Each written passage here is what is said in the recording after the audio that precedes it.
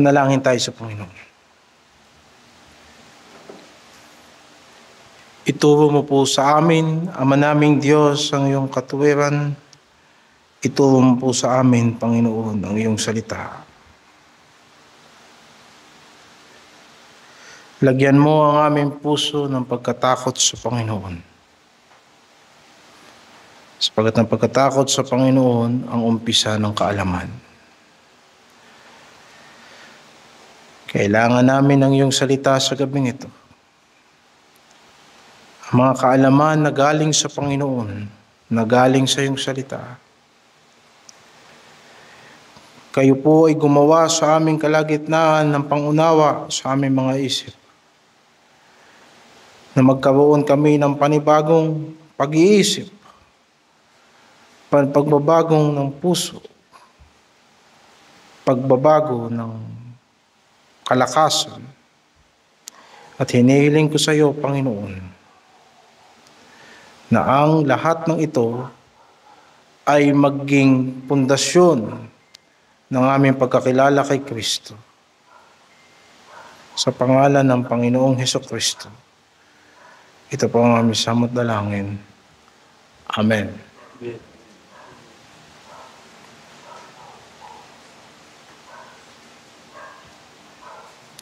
Ang ating pong teksto sa gabing ito ay chapter 3 ng Matthew, verses 1 hanggang verse 12.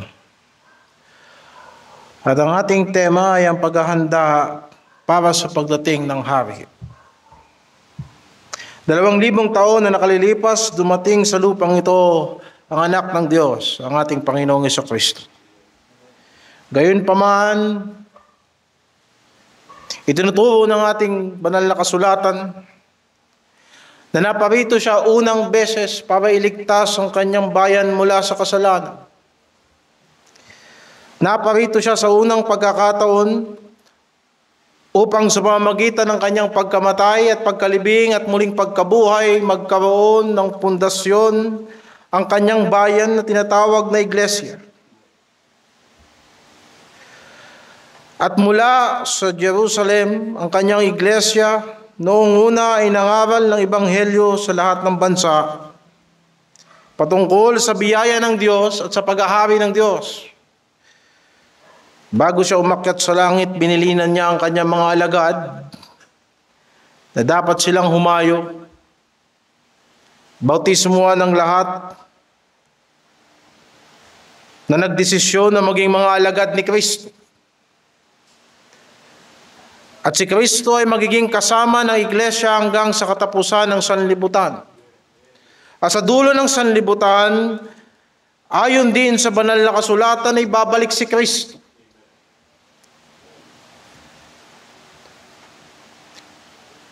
Nawa sa ating pangangaral sa hapong ito, ang paghahanda na ginawa ni Juan Bautista sa bayan ng Diyos ay maging paghahanda rin natin para sa ikalawang beses na pagbabalik ni Kristo.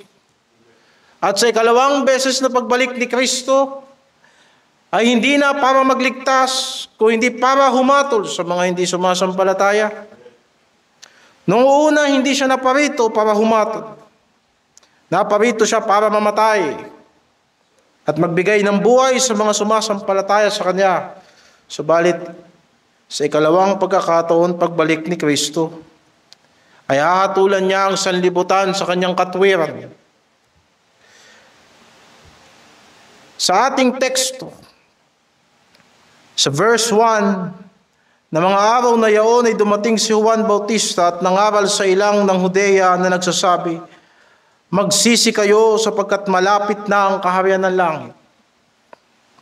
Ipinangaral na sa atin sa mga naunang pangangaral na kapag si Mateo ay bumanggit patungkol sa kaharian ng langit, wala siyang ibang pinatutungkulan maliban mismo sa kaharian ng Diyos. Walang pinagkaiba. Na ang ating Panginoon na gumawa ng langit at lupa ay karapat-dapat na sambahin ng tao, mahalin ng tao, at sundin ng tao sapagkat siya ang lumalang ng lahat ng bagay. Sa 1 Chronicles chapter 29 verse 11. 1 Chronicles 29:11. Nanalangin si David ng ganito,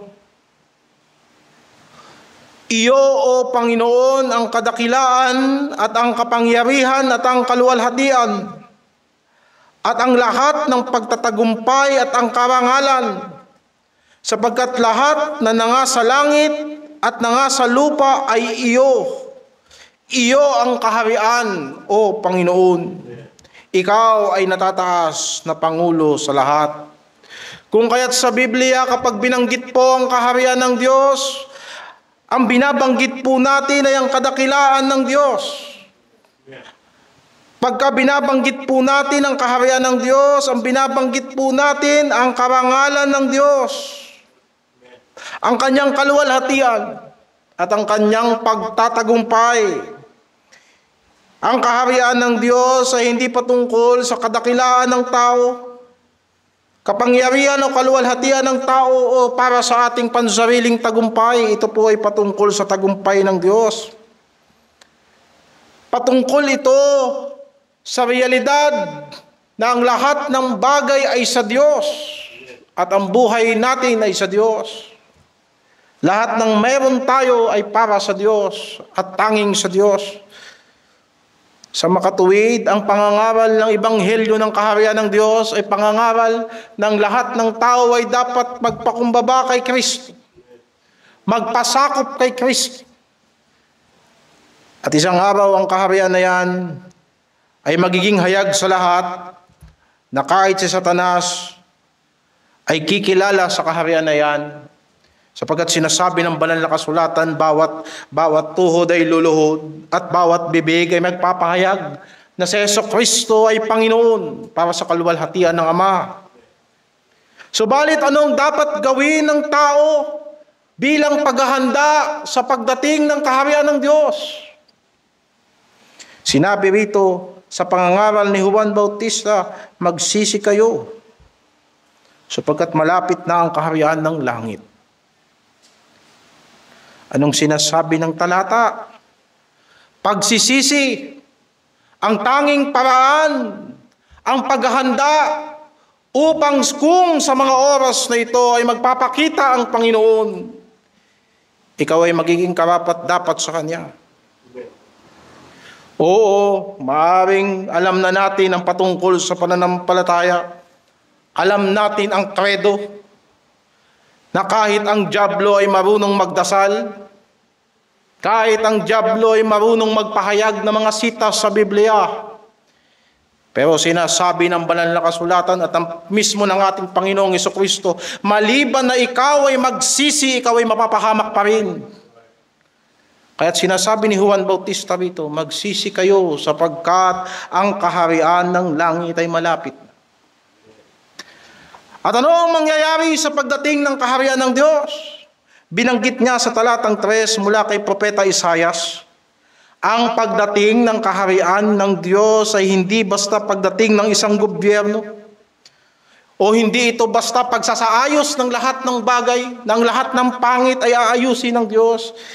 Ito mismo ay ang pagdating ng ating Panginoong Jesus. Verse 3, sapagkat ito ay sinasalita sa pamamagitan ng Propeta Isaias na nagsasabi, ang tinig na isang sumisigaw sa ilang, ihanda ninyo ang daan ng Panginoon, tuwirin ninyo ang kanyang mga landas. Kapag ang tao ay nagsisisi, para kanino siya naghahanda? Naghahanda siya para sa pagdating ng Panginoon. Kung kaya't mabuti na kilala ng tao kung sino ang Panginoon. Sapagkat mahirap maghanda kahit sa tao na hindi mo kilala. Maaaring naimbitahan ka sa isang birthday at magbabalot ka ng regalo. Hindi mo alam kung anong gusto nung may birthday. Hindi mo alam ang paborito niyang kulay. Hindi mo alam kung ano ang kanyang kailangan. Kahit pa magbalot ka ng regalo, pupunta ka doon, ikaw ay kinakabahan. Ikaw ay nahihiya Sapagkat hindi ka sigurado kung yung regalo mo ba ay magiging katanggap-tanggap. Sapagkat hindi mo lubos na kilala ang iyong pinaghandaan. Kaya nga, nang dumating si Jesucristo, ng unang pagkakataon, siya ay nagpakilala. Maaaring noong unang panahon, hindi siya kilala. Subalit, sa ngayon, sinong tao dito sa Kogyo at sino dito sa Pilipinas ang hindi nakakakilala ng pangalan ng Panginoong Hesukristo? Pero ang tanong, ikaw ba'y naghanda para kay Kristo? Ikaw ba'y nabubuhay para kay Kristo? Hindi ko tinatanong kung may relihiyon ka. At hindi ko tinatanong kung miyembro ka rito. At hindi ko tinatanong kung Kristiyano ka din. Ang tanong, ang bawat bundok ba sa buhay mo ay tinatabas mo para ang magbigay daan sa pagdating ni Kristo? Ang bawat lubak ba sa iyong buhay ay natambakan na?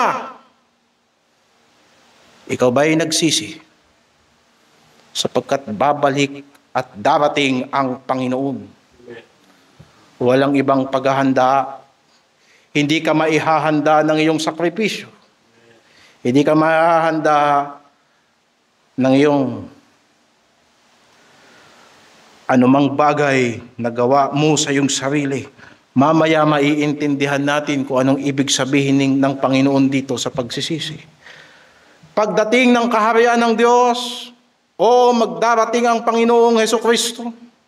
Pero wag nating kakalimutan, sa pagdating ng kaharian ng Diyos, wawasakin niya ang kaharian ng dyablo. Sinasabi sa pahayagang ganito, ang kaharian ng daigdig ay magiging kaharian ng ating Diyos at ng kanyang Kristo. At siya'y maghahari magpakailanman. Sa makatuwid ay ganito, kapag dumating ang kaharian ng Diyos, paparusahan niya ang lahat ng masama at lahat ng may pagre-rebelde sa Kanya at lahat ng lumalaban sa Kanya. At ito hindi pananakot, sapagkat mababasa natin ito sa talatang 7. Nang dumating ang mga Pariseo at si Saduceo kay Juan Bautista para magsisi, ganito ang kanyang sinabi, kayong mga lahi ng ulupong. Sino sa inyo ang nagpaunawa upang magsitakas sa galit na darating? Pagdating ng kaharian ng Diyos, darating ang Panginoon, pero kasama din ang galit na darating.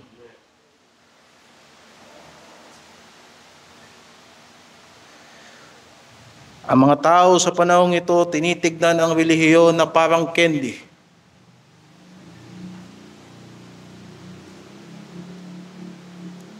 Inihahanda ba talaga ng simbahan ang tao para harapin ang galit ng Diyos?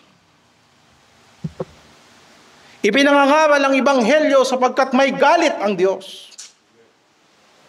Kailangan magsisi ang tao sapagkat may galit ang Diyos. Yan ba'y nasa banal na kasulatan? Ipinangaral yan ni Juan Bautista, ipinangaral din yan ni Apostol Pablo. Sumaglit tayo sa Roma 1:16 hanggang 18. Hindi ko ikinahihiya ang Ebanghelyo, sapagkat siyang kapangyarihan ng Diyos ay kaliligtas ng bawat sumasampalataya.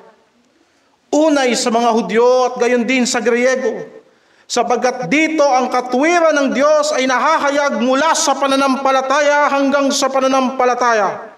Gaya ng nasusulat, ang ganap ay mabubuhay sa pamamagitan ng pananampalataya, sapagkat ang poot ng Diyos ay nahahayag mula sa langit laban sa lahat ng kasamaan at kalikuan ng mga tao, na sinasawata ang katotohanan ng kalikuan. Kaya nga't nagsasalita tayo ng katotohanan, sapagkat ang Diyos ay mapagmahal. Naiintindihan ng mga magulang yan.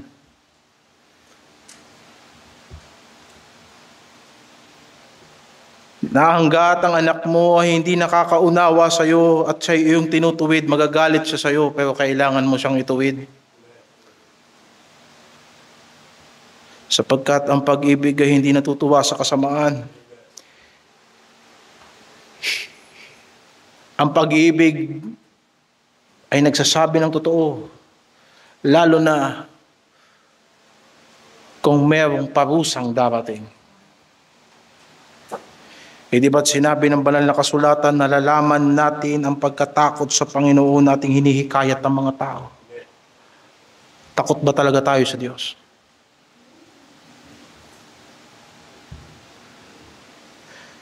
May respeto ba talaga tayo sa salita ng Diyos? O tayong nangangaral ng pagsisisi, nagsisi ka na ba talaga? Baka isa ka sa mga Pariseo, sino nagsabi sa iyo na makakatakas ka sa galit na darating?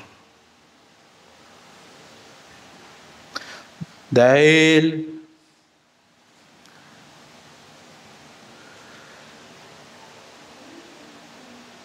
ngayon masyado ko nakasentro doon sa pagbabalik ni Kristo sa pangalawang beses, sapagkat ito ay evangelistic na pangangaral.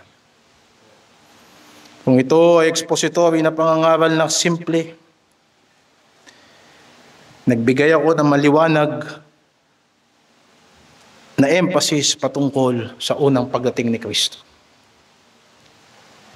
Gayunpaman, sa panahon ni Juan Bautista, bakit niya tinatawag ang mga tao sa pagsisisi? Sapagkat pagdating ng Panginoon, siya ang magbabautismo sa mga tao sa apoy at sa Espiritu. Basahin natin sa verse 11. Katotohanan, binabautismuhan ko kayo sa tubig sa pagsisisi. Datapwat dumarating sa hulihan ko ang lalong makapangyarihan kaysa sa akin, na hindi ako karapat dapat magdala ng kanyang panyapak. Siya ang sa inyo'y magbabautismo sa Espiritu Santo at apoy. Kaya nga itinuro sa atin na ang kaharian ng Diyos ay narito na sa atin kung nasa atin ang banal na Espiritu. Sinasabi ng Panginoong Hesus, kung ako sa pamamagitan ng Espiritu ng Diyos ay magpapalayas ng demonyo, ay tunay nga na ang paghahari ng Diyos ay nasa inyo na. Pero ibang usapan sa muli niyang pagbabalik. Sapagkat sa ikalawa niyang pagbabalik, ililigtas niya yung may banal na Espiritu na. Hindi na siya magbabautismo ng banal na Espiritu sa pangalawang beses. Sapagkat ang banal na Espiritu ay binigay niya na nung una. At ang banal na Espiritu na yan ay patunay para sa mga mana sa ikalawang pagbabalik ni Kristo. Titignan natin. Sa Efeso 1:13. Sa Efeso 1:13. Sa unang pagkakataon na dumating si Kristo at ipinangaral ang Ebanghelyo, ganito ang sinasabi ng Apostol Pablo. Na sa Kanya kayo'y naman pagkarinig ng aral ng katotohanan ng Ebanghelyo ng inyong kaligtasan, nasa Kanya rin naman mula nang kayo'y magsisampalataya, kayo'y tinatakan ng Espiritu Santo na ipinangako, na siyang patotoo sa ating mana, hanggang sa ikatutubos ng sariling pag-aari ng Diyos sa ikapupuri ng Kanyang kaluwalhatian. Kaya sa pag-ahari ng Diyos ay ang lubos na pagkakilala kay Kristo, ang pagkatakot sa Diyos, at ang presensya ng banal na Espiritu. Ang kaligtasan ay ang pagkakaroon ng relasyon sa Diyos.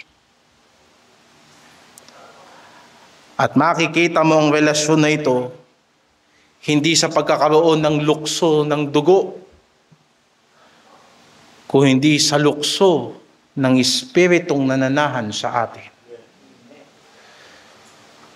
Nasusulat, siya'y dumating sa kanyang sariling kanya, subalit ang kanyang sariling kanya ay hindi siya tinanggap. Datapwat gaya ng marami na sa kanya'y tumanggap, sila'y binigyan niya ng karapatan na maging mga anak ng Diyos. Sa makatuwid sila na nanampalataya sa kanyang pangalan. Sila'y mga ipinanganak hindi sa laman at dugo, ni hindi sa kalooban ng tao, kundi ayon sa kalooban ng Diyos. Ano ang maghahanda sa iyo sa mga bagay na yan?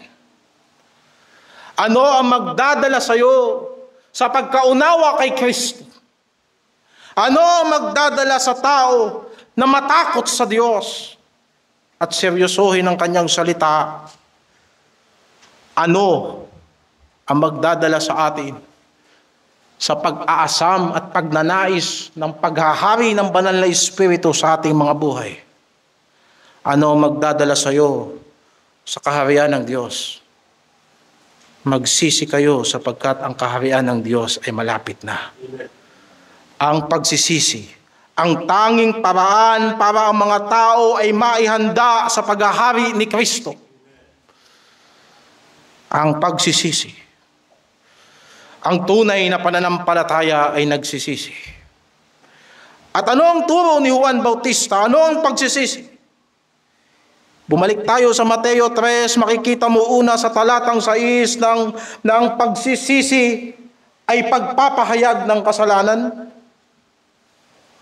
At sila'y kanyang binabautismuhan sa ilog ng Jordan na ipinahahayag nila ang kanilang mga kasalanan. Kapag tayo ay humaharap sa salita ng Diyos, hindi ito lugar para pagtakpan natin ang ating mga kasalanan.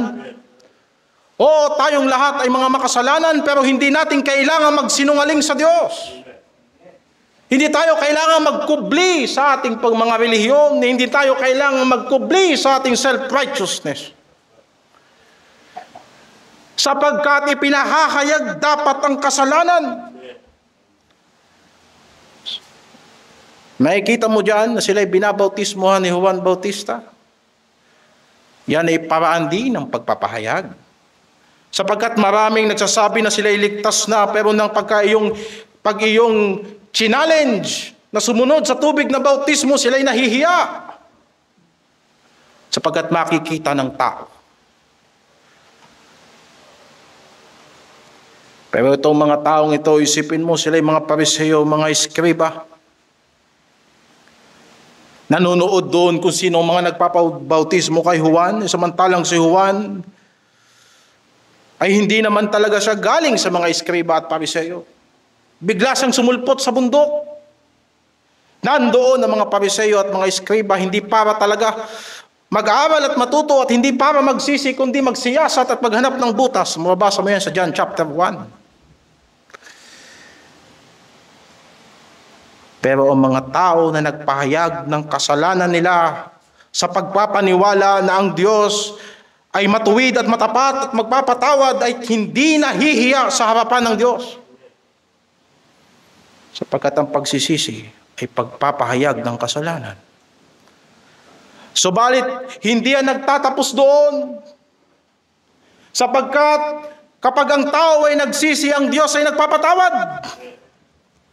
Sa pamamagitan ng dugo ni Kristo.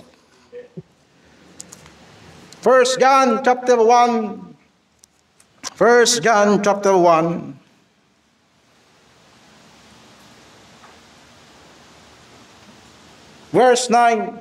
Kung ipinahahayag natin ang ating mga kasalanan, ay tapat at banal siya na tayo'y patatawarin sa ating mga kasalanan at tayo'y lilinisin sa lahat ng kalikuan. Wala pong magandang salita para i-describe ang kasalanan maliban sa ito'y nakakatisod sa isang Diyos na banal.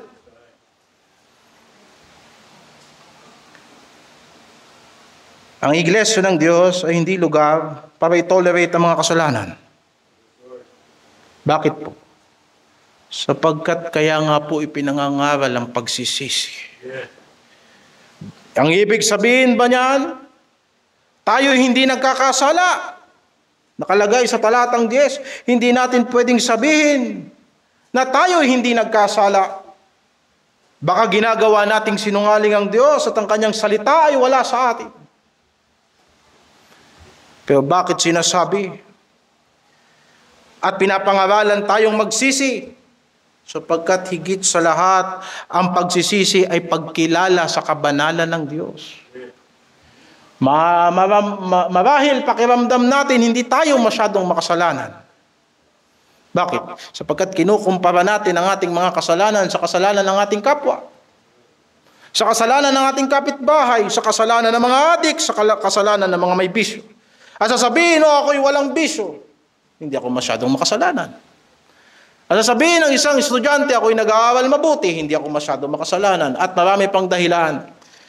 Subalit, hindi po ang ating kapwa ang batayan ng ating pagiging makasalanan. Ang batayan ng ating pagiging makasalanan ay ang kabanalan ng Diyos.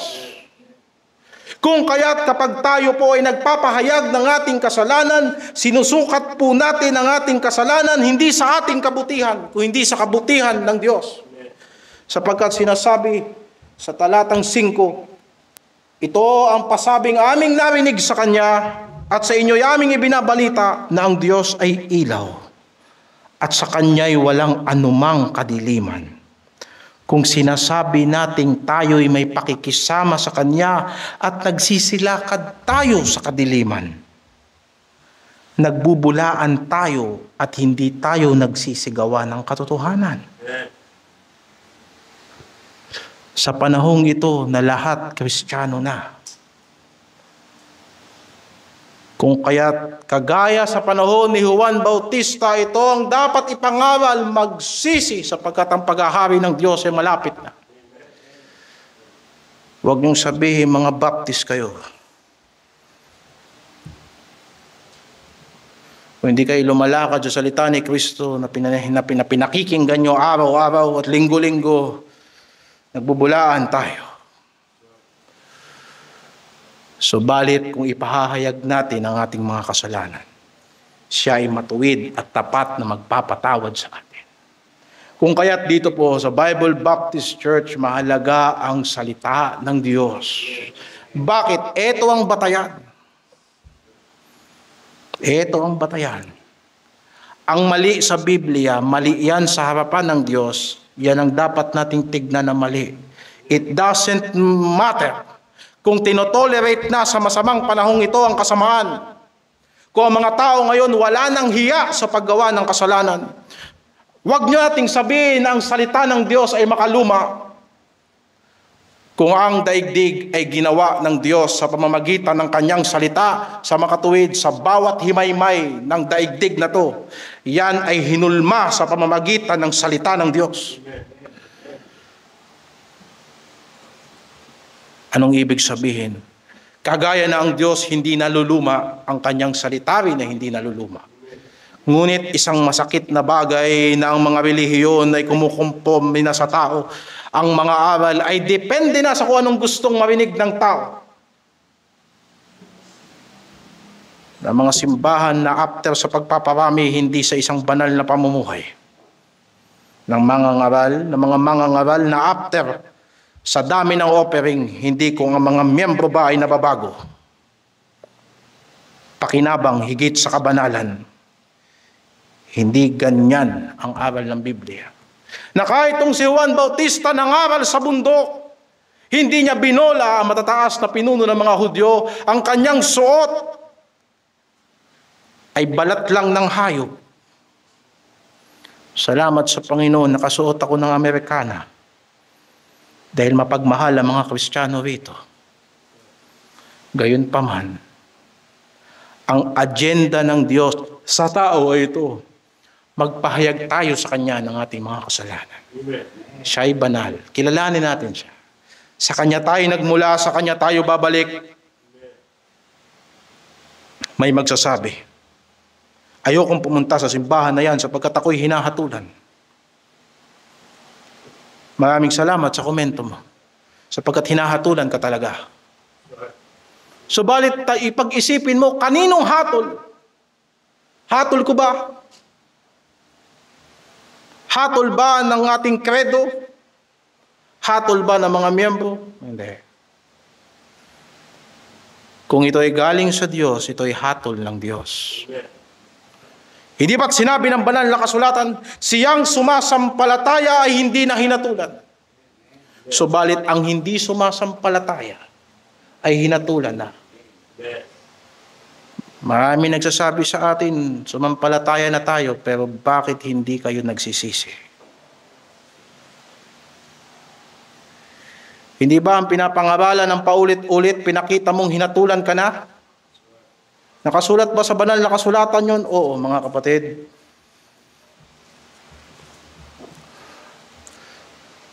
Kung kaya't isang seryosong bagay na kilalanin ang sarili sa harapan ng Diyos. Sinabi sa Tito. Sa Tito, chapter 3, talatang 10 hanggang 11. Ang taong may maling pananampalataya pagkatapos ng una at ikalawang pagsaway ay itakwil mo. Bakit? Yamang nalalaman mo na ang gayon ay napapahamak, nagkakasala at siya'y hinahatulan ng kanyang sarili. Kung kaya po't importante sa pagtingin sa salita ng Diyos, maging tama ang pananampalataya. Sapagkat ang maling pananampalataya ay magpapahamak sa tao, nagpapatigas sa puso. Baka sa dami ng nangaral sa iyo ng ebanghelyo, may kalyo ka na. Sapagkat lagi na lang sinasabi sa iyo, magsisi ka, magsisi ka. Nakikita mo naman ang ginagawa mo, hindi kalooban ng Diyos, pero hindi ka nagsisisi. Hinahatulan mo ang sarili mo. At ito'y mapanganib sa panahong ito sapagkat kahit saang kanto ka lumiko, may simbahan. Parang kagaya sa panahon ni Juan Bautista, kahit saang katumingin, may Pariseo, may tagapagturo ng kautusan ni Moises. Lahat ng mga Hudyo, simula pagkabata, ay tinuruan ng batas ng Diyos. Subalit, ang kanilang mga gawa ay malayo sa Diyos sapagkat hindi nila kilala ang Diyos. Maaring sasabihin nila, bakit ganun? Tama ang aking paniniwala, pero ang aking gawa ay mali. Bakit hindi nagtutugma kahit anong aking sikap? At doon pumapasok ang sinabi, pagdating ni Kristo, babautismuhan niya kayo ng banal na Espiritu. Kung kaya't mga kapatid, ang pagsisisi na ipinangaral ni Juan Bautista at ipinangaral sa Biblia ay pagsisisi na nagre-resulta ng mga gawaing karapat-dapat sa pagsisisi. Bumalik tayo sa Mateo 3 at pumunta tayo sa talatang 7. Kayong lahi ng mga ulupong, sino sa inyo ang nagpaunawa upang magsitakas kayo sa galit na darating? Kayo'y mga bunga ng karapat-dapat sa pagsisisi. At magtatanong ka, bakit? Bakit napaka-importante sa mga ngaral na ito ang bunga ng pagsisisi? Bakit? Sapagkat ang pagsisising ipinangangaral natin ay hindi gawa ng tao, gawa yan ng Diyos. Napakahirap sa isang natural na tao na baguhin ang kanyang gawa. Pwede ba ang negro gawin niyang maputi ang sarili niya? Sabi ng isa, oo, may glutathione na ngayon. Oo, pero pag nanganak ka, siguradong maitim. Mababago mo ang iyong itsura panlabas. Dati kang lalaki, kaya mong pagmukhain ang sarili mo na babae, pero pag nahukay ang buto mo, kahit 1,000 taon pang lumipas, makikita ng mga scientist na yung buto mo, buto ng lalaki. Ganon din naman sa kalikasan ng isang makasalanan, kaya nating magbait-baitan. At yan ang problema. At hindi pa ba tayo mangangaral ng pagsisisi sa mga iglesia, samantalang ang mga tao kayang magbait-baitan? Kaya nga sinabi ni Juan sa mga Pariseo, sino nagsabi sa inyo na magsitakas kayo sa mga parusa? Minamalas kayo kaya nagtatapat kayo ngayon sa Panginoon? Magpakita kayo ng bunga ng pagsisisi. Takot kayo sa sumpa, nahihirapan na kayo, pero ayaw niyong tumalikod sa kasalanan. Nagpapakitang tao ba tayo? At kanyang sinabi, magbunga kayo ng bunga na karapat-dapat sa pagsisisi. Bakit? Bakit? At ito ang tanong ko kanina pa, bakit ganito? Ang mga tao gusto na ngang lumapit, pero bakit parang tinataboy pa? Hindi sila tinataboy.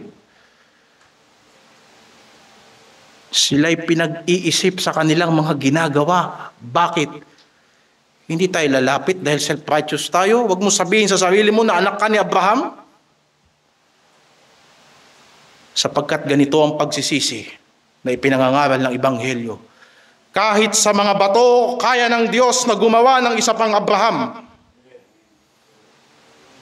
Yan ang pagsisisi. Ang taong iniligtas ng Diyos sa sanlibutan, kahit ang dyablo, hindi yan kayang ibalik sa sanlibutan. Nang si Kristo ay namatay at muling nabuhay, kahit kailan hindi na siya mamamatay. At ang taong ipinanganak na muli, kahit anong hirap niyan, kahit anong lakas ng sanlibutang ito, hindi yan babalik doon. Sapagkat kahit sa bato, kaya ng Diyos gumawa ng isa pang Abraham. At ganyan kaimportante ang pagsisisi, sapagkat kung nagpakabait ka lang, minsan ka lang mabait, pero yung buhay mo ganun pa rin yun. Ang ipinangangaral ng Biblia ay pagbabago ng puso. Hindi basta pagbabago ng gawa. Oo, kailangan ng pagbabago ng gawa. Pero bakit napakahirap ng pagbabago ng gawa? Kasi yung isip natin hindi talaga nagbabago. Ipinangaral kanina sa banal na kasulatan. Anong sabi? Ang makasalanan, baguhin ang kanyang. Bumalik tayo. Isaiah chapter 55. Verse 7, lisanin ng masama ang kanyang lakad at ng liko ang kanyang mga pag-iisip. Kung kaya po, walang naliligtas sa batas. Kasi pwede kang sumusunod sa batas, kumukonforme ka sa relihiyon mo at sa pananampalataya mo, pero ang isip mo malayo talaga sa Diyos. At kailangan ng pagbabago sa panloob. Kasi sa pag-iisip, wala namang makakabantay niyan. Pwede mong ingatan ang galaw mo kasi may nakatingin sa'yo, pero sino magbabantay ng iniisip mo? Ng iyong pagrebelte sa Diyos na nasa isip mo.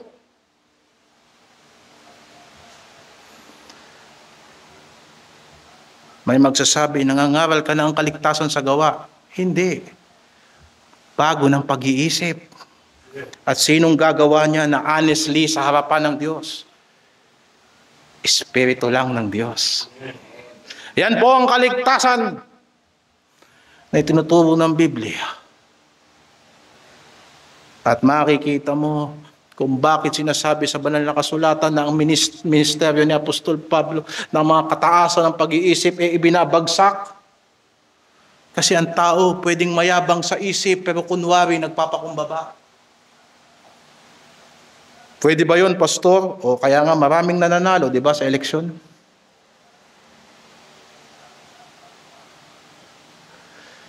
Kaya nga maraming Kristiyano na simbahan lang pag nahihirapan, pagka pinagpapala, lumalayo sa Diyos. Dahil ba sa nagbago ang kanyang isip? No. Yung talagang intensyon niya sa umpisa pa lang.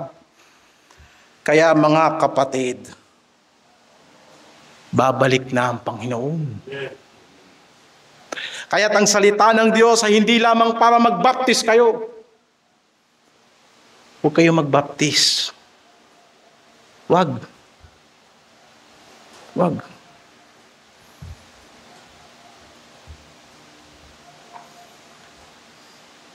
Kung hindi,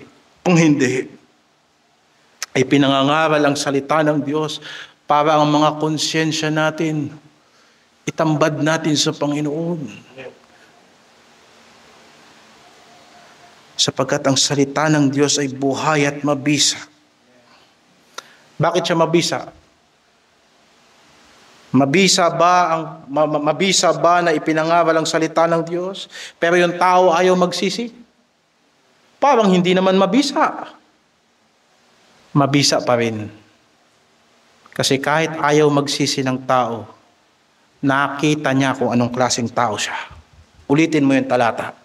Sapagkat ang salita ng Diyos ay buhay at mabisa, higit na matalas sa anumang tabak na magkabilang dalim, at ito'y nakakataho ng iniisip at binabalak ng tao. Kung kaya't magsisi tayo o hindi, wala na tayong pakialam doon. Basta ang importante sa gabing ito, sinabihan tayo na ang pagsisisi dapat nanggagaling sa loob. Sapagkat kapag ka ang isang tao ay tinulungan ng Diyos, kahit anong tulong ni Satanas dyan para bumalik sa dati niyang buhay, hindi babalik yan.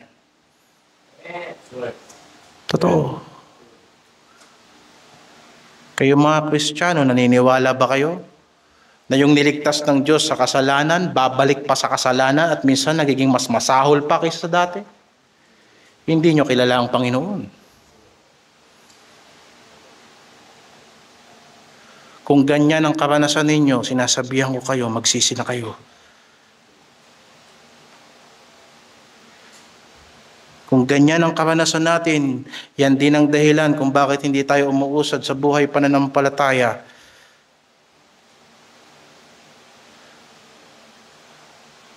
Diba? Sapagkat magbabalik na ang Panginoon. Tayo na may dala ng ilaw, hindi ba tayo maliliwanagan ng ilaw na dala natin? Hindi. Kaya nga mga kapatid, kahit sa mga bisita namin, ito po ay punong-puno ng pagnanasa na sana makilala nyo rin si Kristo. Sapagkat nakakapagod magbait-baitan. Totoo. Simula pagkabata, nasa simbahan ako. Nakakapagod magbait-baitan. Napakahirap gumawa ng mabuti na walang purpose. Pero ang reason pala kung bakit wala akong purpose, ayoko talagang mag-submit kay Kristo. Napakadakila ng doktrinang ito. At walang talata sa Biblia ang kinukontra niyan. Bagkus lalo pang ang ipinalalabas nito ang katuwiran ng Diyos sa pananampalataya lamang kay Kristo. Bakit? Anong sinasabi sa Proverbs 28:13? Proverbs 28:13. Siyang nagtatakip ng mga pagsalangsang ay hindi giginhawa, ngunit ang nagpapahayag at nag-iiwan ng mga yaon ay nagtatamo ng kaawaan. Amen.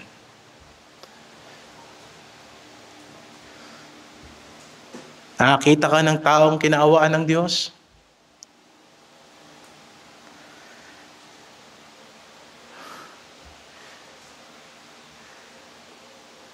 Nakakita ka ba ng taong kinahabagan ng Diyos? Sabihin niyan, kinahabagan ng Diyos. Bakit? Parang napakaswerte niya. Parang lahat ng ginagawa niya talaga, yung gusto niya, madali niyang nakukuha. Kinahabagan ng Diyos. Kung siya'y namumuhay sa hindi kalooban ng Diyos, may araw din na parurusahan siya ng Diyos. Pero gusto mo makakita ng taong kinahabagan ng Diyos, eto.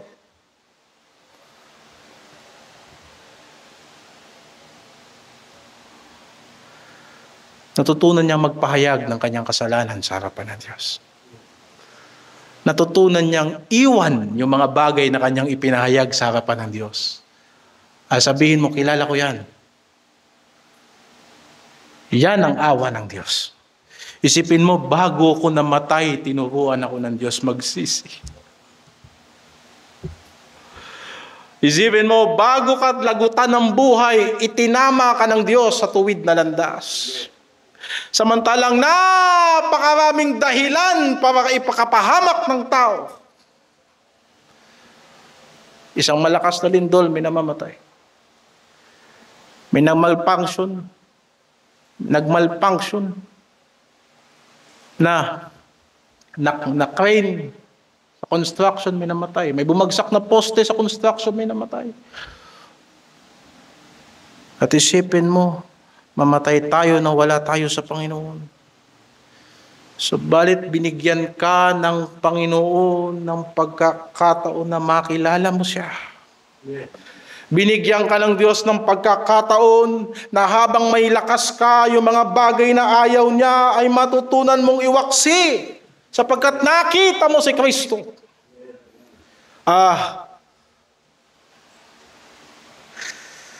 Yan ay awa ng Diyos. Kung kaya't ang pagsisisi na ipinangangaral sa Biblia ay palaging nagkakaroon ng resulta ng mga bunga.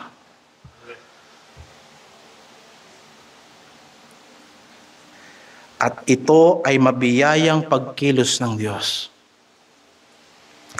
Mabiyayang paggawa ng banal na Espiritu na yung mga bato kaya niya na gawing taong mamumuhay sa pananampalataya. Kaya nga't ang pagiging Kristiyano ay pagiging bagong nilalang. Naalala mo ba nung unang beses gumawa ang Diyos ng tao?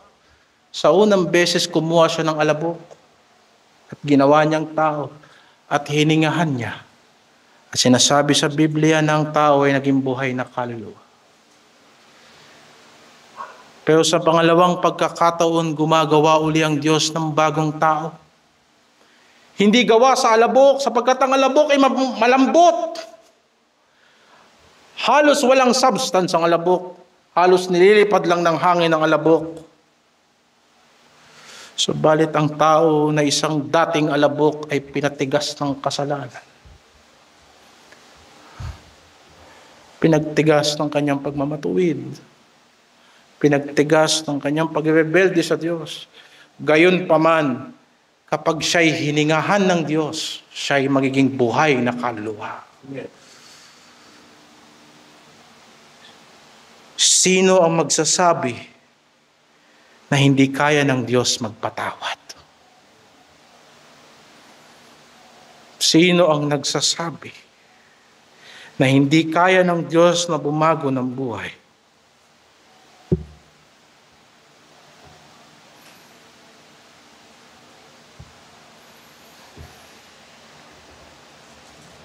As sinabi sa Ezekiel chapter 11, Ezekiel 11, verse 19 hanggang 20.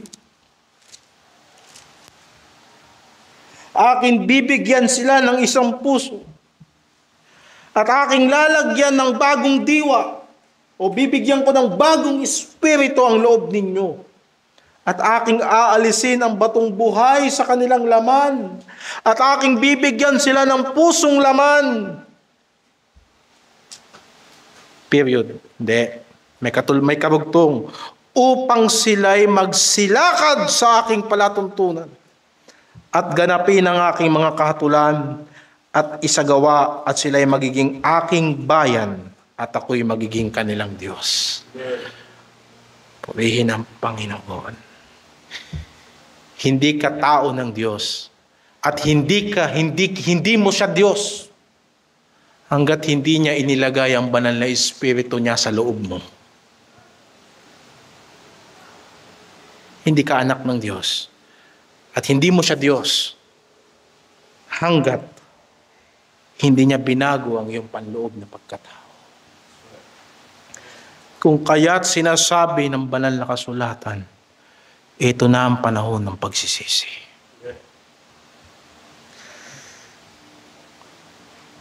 Ipinangaral sa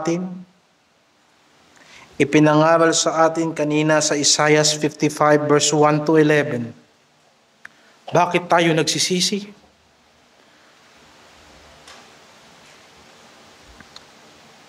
Sapagkat naniniwala tayo ng Diyos ay buhay at meron siyang pag-iisip, meron siyang plano, meron siyang layunin.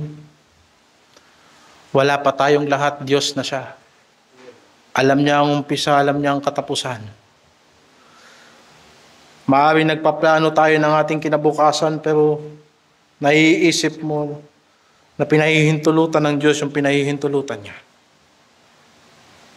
makakatagpo lamang tayo sa Diyos ng purpose once na tayo ay tuluyang magpasakop sa Kanya. Ipinangaral din sa ating kanina na ang isip ng Diyos ay mataas kaysa sa ating pag-iisip. Once nakilalanin natin na ang katalinuhan ng Diyos ay lagpas sa ating katalinuhan at ang ating mga kalakasan ay mahina sa kalakasan ng Diyos. O sinasabi ng banal na kasulatan na ang kahinaan ng Diyos ay mas malakas sa kalakasan ng tao. Kahit hindi mag-isip ang Diyos ngayon, mas matalino pa rin siya kaysa sa atin. Kung kaya't ang kamangmangan ng Diyos ay mas matalino kaysa sa talino natin. Kung kaya't hindi natin maunawaan kung paanong sa kamatayan ni Kristo ang ating mga kasalanan ay napapatawad. Sasabihin ng sanlibutan, walang silbihan. Ako ang Panginoon ng aking buhay. Malaya ako sa Diyos. I am the master of my fate. Sasabihin niya, ako ang kapitan ng aking kaluluwa. Ako ang gumagawa ng buhay ko at ako ang humuhubog ng aking kapalaran. Paano kung sabihin sa iyo ng Diyos ngayong gabi, kukunin ko na ang kaluluwa mo? Kung kaya't mga kapatid, marami tayong narinig ngayong gabing ito, hindi para tumingin tayo sa sarili at huwag nating sukatin kung mabait ba tayo o hindi. Hindi yan ang intensyon. Kung hindi tumingin tayo, sapagkat meron tayong pinaghahandaan na pagbabalik ng tagapagligtas. Kung hindi ka naghihintay kay Kristo ng tunay, hindi ka Kristiyano.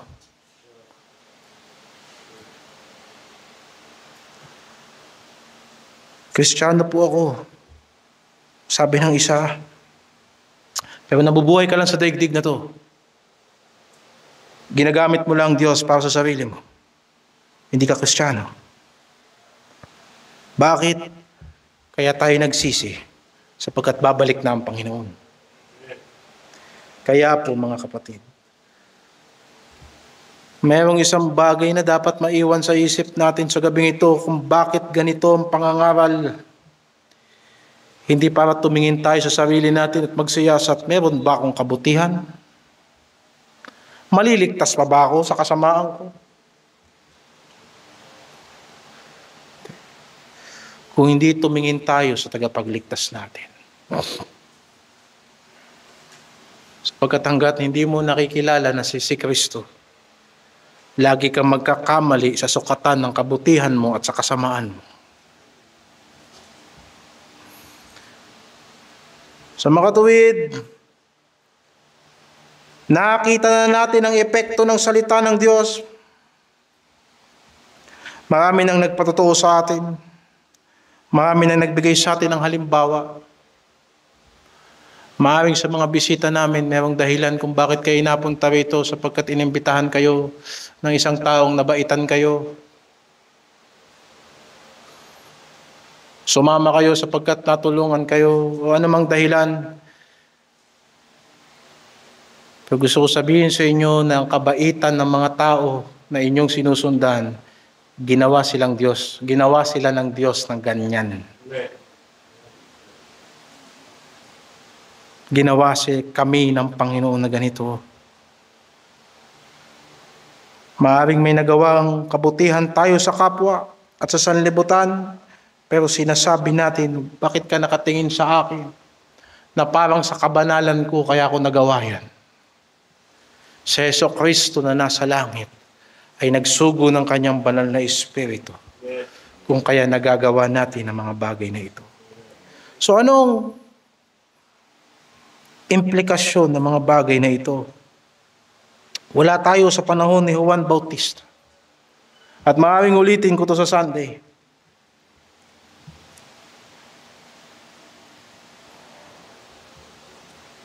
Gayunpaman,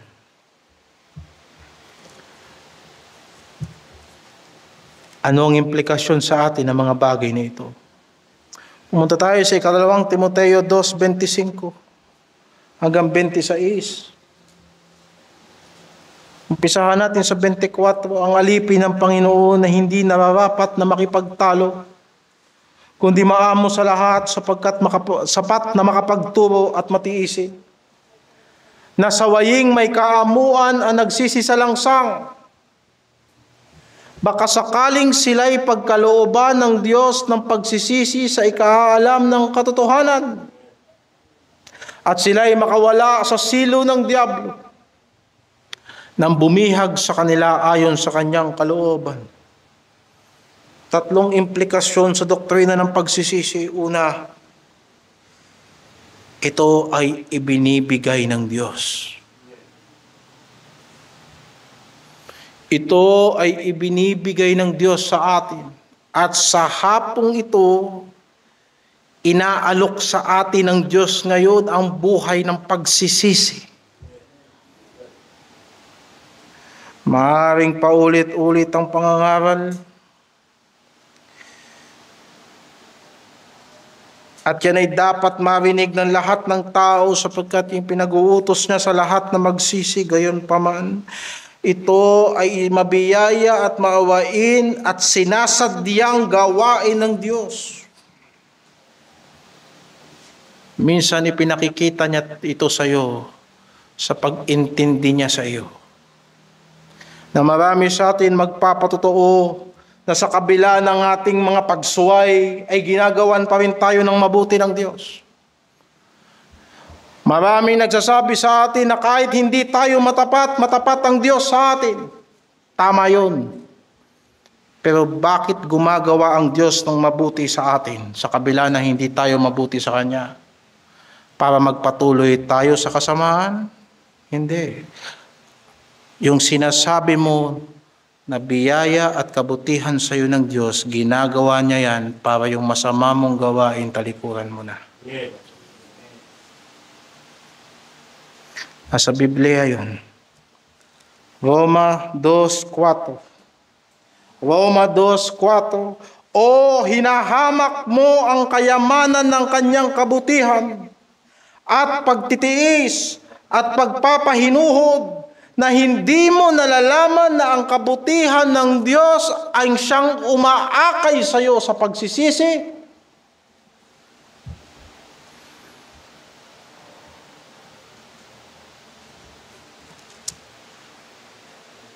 Hindi tayo ginagawa ng Diyos ng kabutihan para umabuso. Hindi tayo pinagtitiisan para wala kang babaguhin sa sarili mo. Hindi ibig sabihin pinapadama ka ng Diyos, natutuwa siya sa iyo. Binibigay niya yung gusto mo. Kasi minsan para kang bata na nagmamaktol pag hindi mo nakukuha ang gusto mo. Pero bakit hinahayaan ng Diyos at mukhang ang Diyos ang nagtitiis sa atin kaysa tayo ay nagtitiis sa kanyang kalooban? Sapagkat nais ng Diyos magsisi ka. At ganyan ang patotoo ng maraming Kristiyano sa kabila ng aming kasalanan. Namumuhay kami sa kasalanan dahil mabuti ang Diyos. No. Sinasabi ng Ebanghelyo, ang kabutihan ng Diyos ay umaakay sa iyo sa pagsisisi.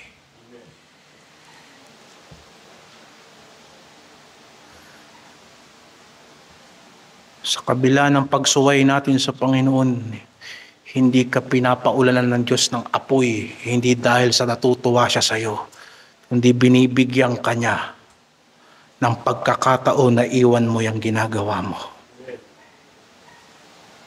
Bakit? Sapagkat kung pinagtitiisan tayo ng Diyos at ginagawan tayo ng kabutihan ng Diyos, at kung ang Diyos ay nagpapahinuhod sa atin, pero ayaw natin baguhin ang ating mga pag-iisip. Anong sinasabi diyan? Hinahamak mo ang kayamanan ng kanyang kabutihan.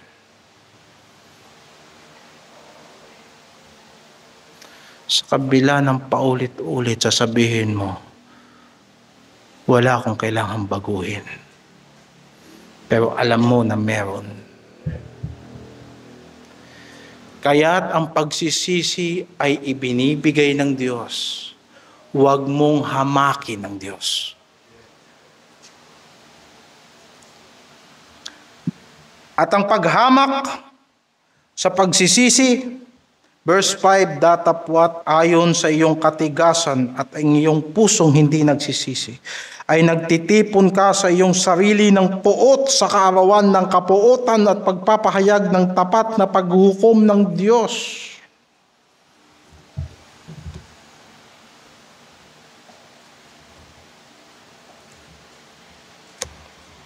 Kaya't mag-iingat tayo. Kung ang patotoo natin, ganito na lang palagi, sa kabila ng hindi ako matapat, matapat ang Diyos. Pero hanggang ngayon, hindi ka pa rin naglilingkod sa Diyos. Nag-iipon ka ng galit ng Diyos. Matigas ang puso mo.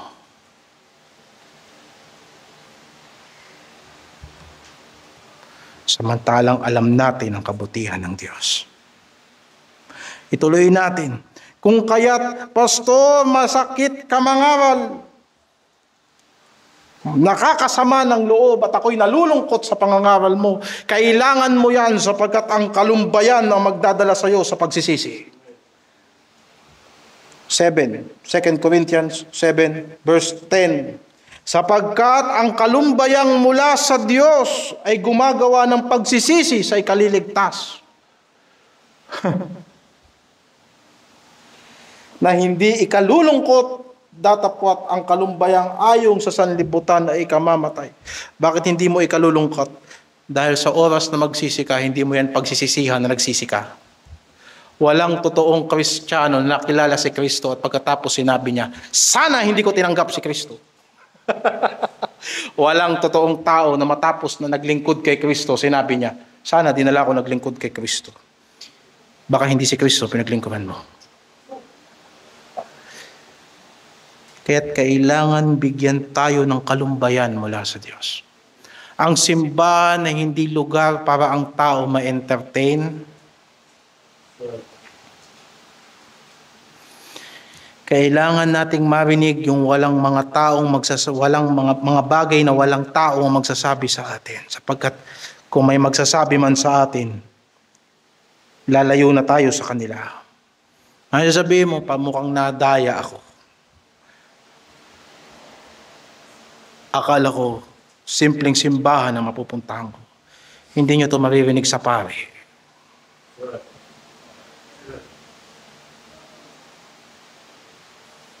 Hindi nyo ito maririnig sa mga Pentecostal. Bakit? Kailangan nating malumbay. Masyado tayong siyang-siya sa sanlibutan. Sabi mo, nalulungkot ka dahil pinapalo ka ng Diyos, pero nagpe-Facebook ka lang, hindi ka nagsisisi. Kailangan mong malumbay. Ine-entertain mo ang sarili mo samantalang meron ka dapat inaayos sa Diyos. Paano ka magsisisi? Kailangan nating malumbay.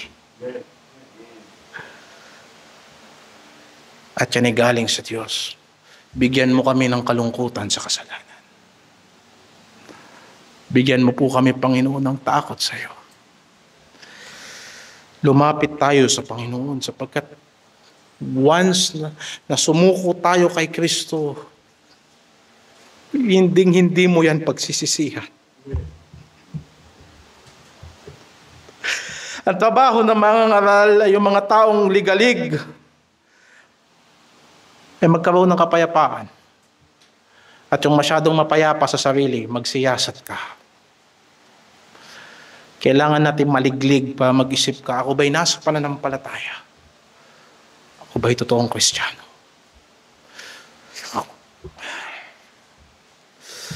Kaya't mga kapatid, ang pagsisisi ay pagkilos ng Diyos sa atin.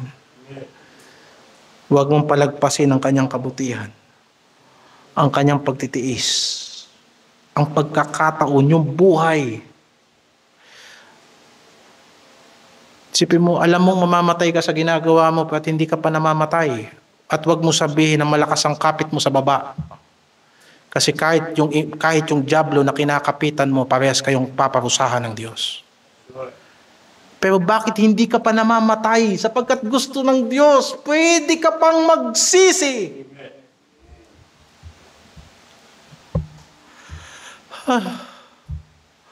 Pwede pa. Makakita mo lang, sana mabuksan ang pag-iisip mo kung paano namatay si Kristo sa krus. Sa mga bagay na alam na natin, kung paanong babalik ang Panginoon, siya'y namatay at muling nabuhay. Isipin mo yung kanyang durog-durog na laman, sa latigo, sa pagod, Pero sa ikatlong araw, binuhay siya ng Diyos mula sa mga patay at sabi sa Biblia, yan yung kapangyarihan na bumabago sa mga Kristiyano. Hindi tayo nababago, hindi dahil sa kulang ka ng kumpiyansa sa sarili mo. Kulang ka ng kumpiyansa sa Diyos. Kaya mga kapatid, ang pagsisisi ay pagkilala sa katotohanan, acknowledging of the truth. Alam natin ang talata. Sabi ni Jesus, ako ang daan, ang buhay at katotohanan. Walang makalalapit sa Ama maliban sa pamamagitan ko. Ang pagsisisi ay sa ikaalam ng katotohanan. Bakit mo kailangan si Jesus? Para maging straight ka sa Diyos. Alam ko na kayo ay mga talentadong tao. Walang bagay na kung ilalagay nyo ang focus ninyo, hindi nyo magagawa. Kahit sinong tao naman. Marami sa atin distracted lang sa buhay. Totoo. Pero pag pinag-usapan ang relasyon sa Diyos, na lahat ng sasabihin ng Diyos, gagawin mo. Na lahat ng pangako ng Diyos, pagtitiwalaan mo. Yung ayaw ng Diyos, hindi mo gagawin. Ang kalooban ng Diyos, yun, doon ka mananatili. Hindi mo magagawa yun kung wala ka kay Kristo. Doon mo kailangan si Kristo. Sabi niya, ako ang daan, ang buhay at katotohanan. Walang makakarating sa Ama. Bakit mo gustong makarating sa Ama? Para panoorin mo ang Diyos? Tapos susuwayin mo siya? Hindi mo na kailangan lumapit sa Diyos para sumuway sa Diyos. Kahit ngayon, nakatingin ang Diyos sa atin. Pero kung gusto mong makalapit doon at manatili doon, yun ang reason kung ba't kailangan mo si Kristo. Yung buhay na kanyang sinasabi na dapat maging buhay. Yung katotohanan na sinasabi niya na dapat maging katotohanan sa atin. Yung aral na sinasabi niya na dapat panatilihan natin. Sa pamamagitan niya, makakarating tayo sa Diyos.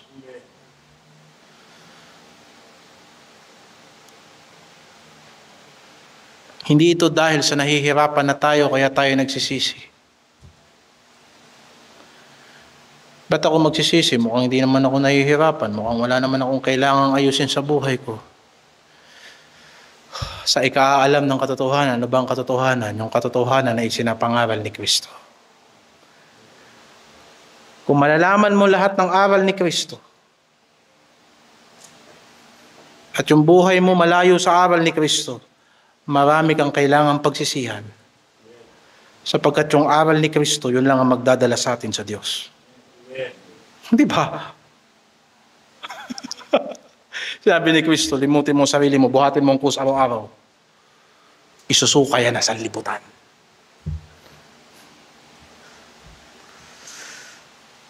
Pero sinabi ni Kristo, sa pamamagitan niya ang daan, sa pamamagitan niya ang buhay. Hindi mo siya pwedeng tanggapin bilang Diyos na hindi mo tatanggapin yung lahat ng implikasyon ng kanyang pagka-Diyos.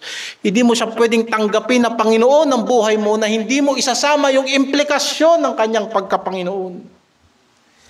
Para kang pumasok sa trabaho, nakilala mo yung boss mo, pero ayaw mong tanggapin ang kanyang pagka-boss, eventually, iiwanan mo ang trabaho na yan, hindi ka mag-growth yan, at hindi ka magiging masaya. Tatanggapin mo si Kristo ng buo.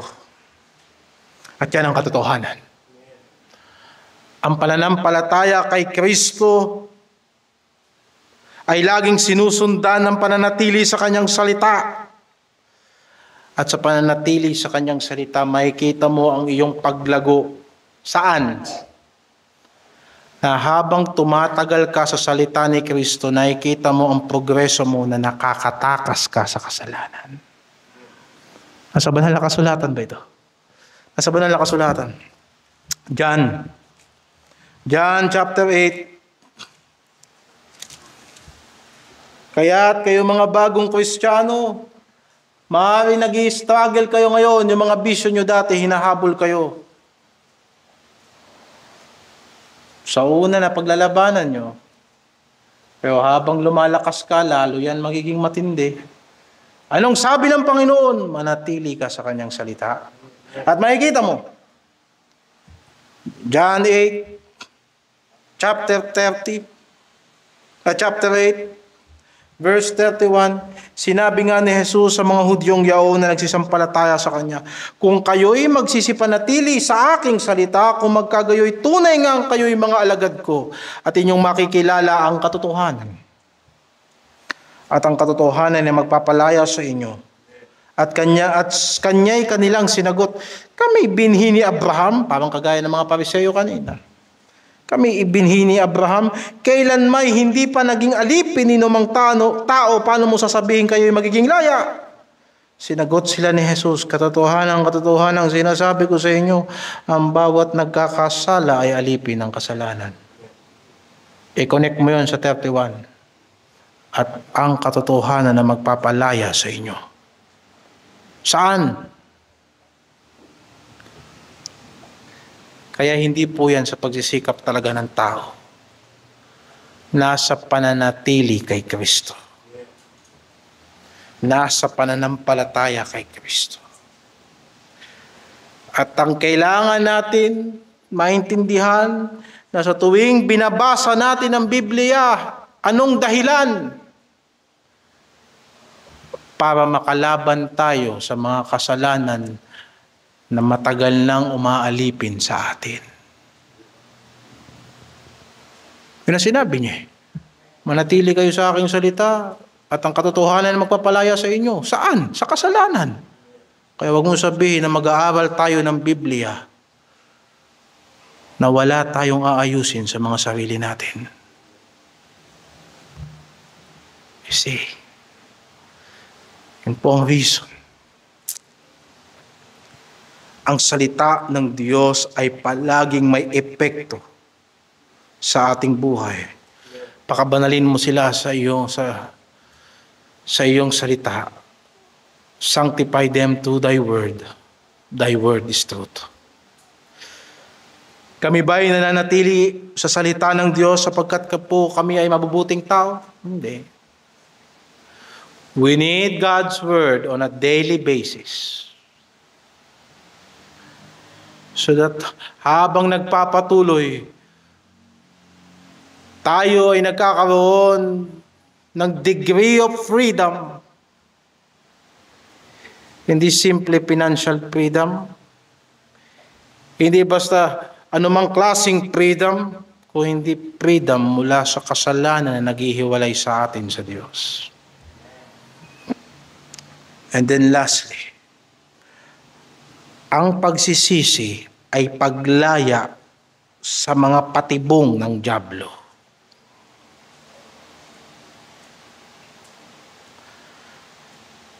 Madalas natin ito naririnig at gagamitin ko sapagkat nakakatuwa sabihin. Ang sabi ng isa, simple lang, hindi ko iisipin si Satanas. Ang sagot ng isa, oo nga, kahit hindi mo isipin si Satanas, iniisip ka naman ni Satanas. Paano ko ang tao ay nasa bitag ng dyablo? ang taong nagsisi ay nakakawala sa bitag ng dyablo.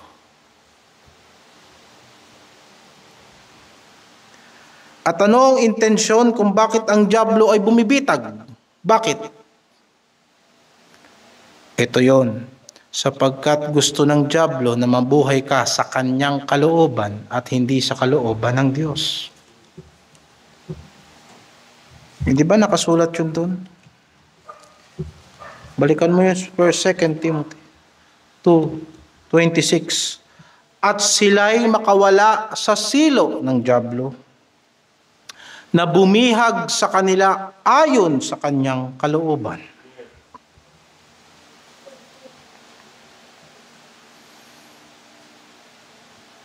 Bakit tayo binibitag ng dyablo? Para imbis gawin natin ang kalooban ng Diyos, gagawin natin yung kalooban ni Satanas. Ang tanong, paano tayo binibihag ng dyablo? Paano? Efeso 2. Efeso 2:2.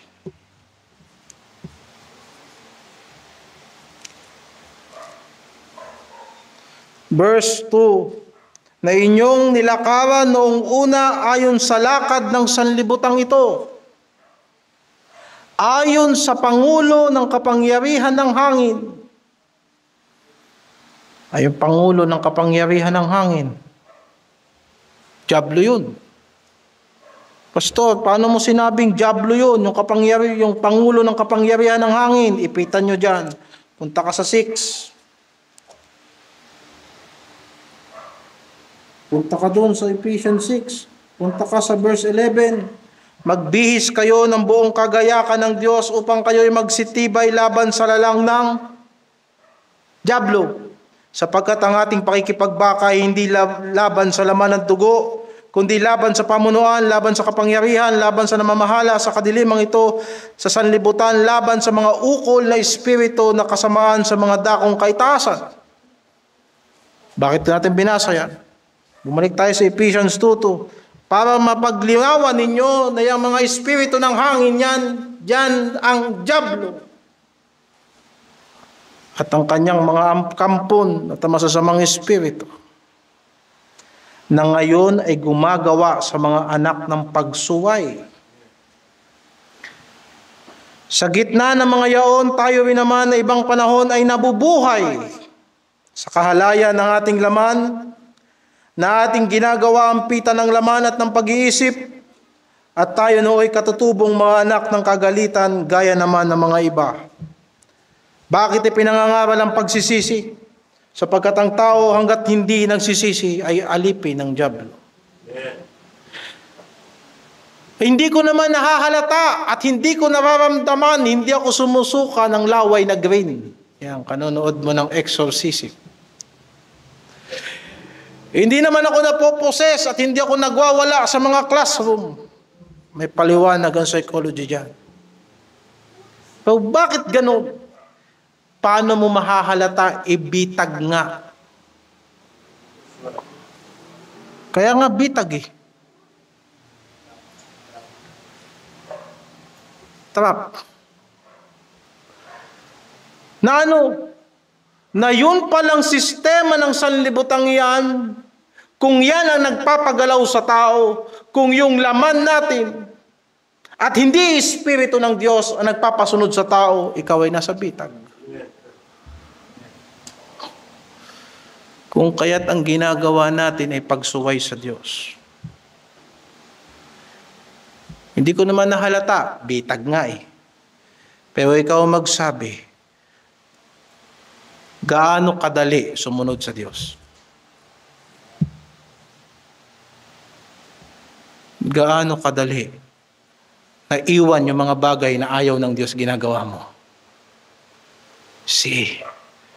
Kaya sinasabi ng Panginoon, kailangan natin ng pagsisisi. Mga kapatid.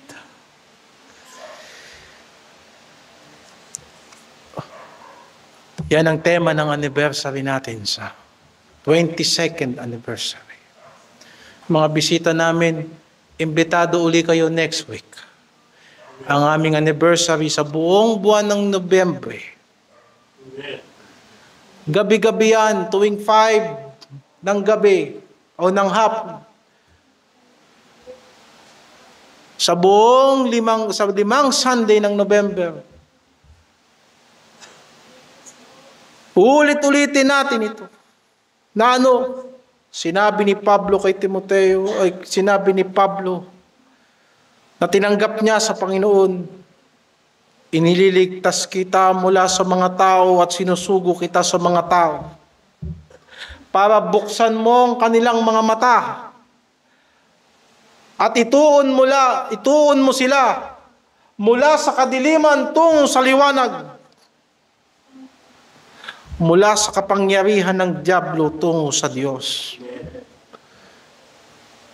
Matagal nang sumasampalataya si Satanas. Kung gaano nakatagal ang daigdig na to, o mas nauna pa, matagal na si Satanas nakakakilala sa Diyos. Maaring matagal mo na rin kilala si Kristo. Pero nagdesisyon ka na ba na sumuko kay Kristo?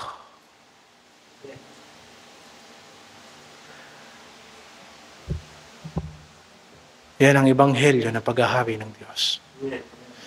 Ipinangaral ni Kristo yan. Maaaring hindi na ipinangangaral yan ng maraming Baptist ngayon. Pero ipangangaral ko pa rin yan. Na ang tao ay dapat magsisi at magpakita ng mga gawa na karapat-dapat sa pagsisisi. Tulungan nawa tayo ng Diyos hanggang katapusan. Nawa tulungan tayo ng Panginoon na makilala natin siya ng lubos. Manalangin tayo. O Diyos, Panginoon, banal at makapangyarihan sa lahat, pinupuri ka namin at pinapasalamatan.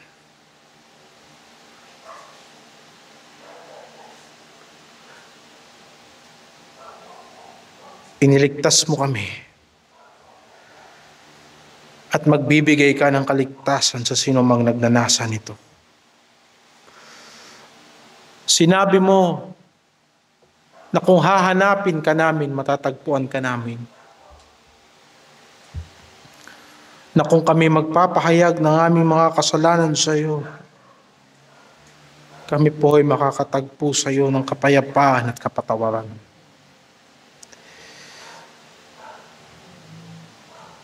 Naranasan ko to. Naranasan to ng marami sa iyong mga anak. Binaliktad mo ang mundo namin simula nang kami sumampalataya sa iyo. At ito ay hindi basta klise. Sapagkat hindi natatapos ang aming pagpapasalamat sa kaligtasan mo na ibinigay at malinaw naming nakikita ng lahat ng positibong bagay na nangyari sa amin. Ngayon, nagsimula yan noong sumuko kami sa iyo sa pagsisisi at pananampalataya. Panginoon,